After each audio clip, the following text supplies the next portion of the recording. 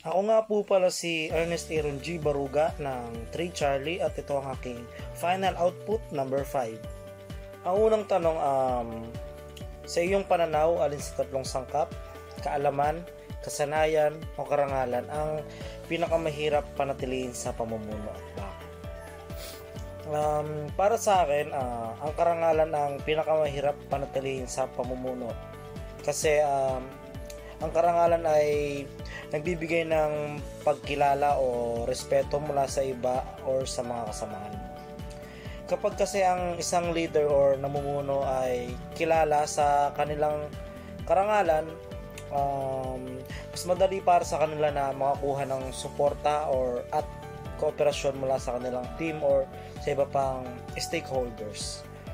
Dahil ang karangalan ay nagbubunga ng tiwala sa mga tagasunod, kaya kapag ang isang leader or pinuno may karangalan, ang mga tao ay mas naniniwala sa kanilang mga salita at gawain. Siyempre, yun lang.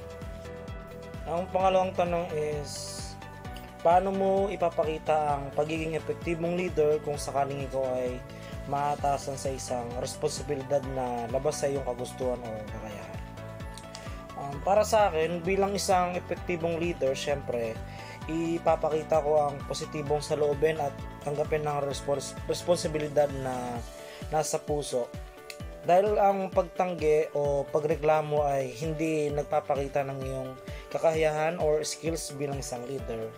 Dahil ang pagiging epektibong leader ay hindi lamang tungkol sa kagustuhan o kakayahan, kundi pati na rin sa pagtanggap ng mga hamon at pagiging handa sa pag-aaral at pagpapaunlad sa sarili. Yun lang.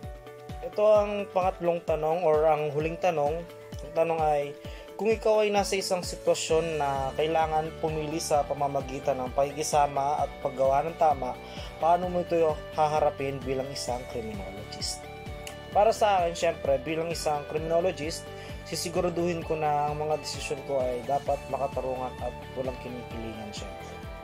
Dahil ang pagiging makatarungan ay mahalaga sa pagpapanatili ng tiwala sa publiko at sa pagbuo ng maayos na samahan. May outcome pa rin ito, syempre, kailangan tanggapin ko pa rin ang mga kahihinatnan ng mga desisyon ko, maging negative man or positive, syempre. Dahil bilang isang criminologist, ang pagiging responsable sa mga desisyon ay bahagi ng pagiging isang mabuting tao o professional criminologist. Yun lamang po, maraming salamat.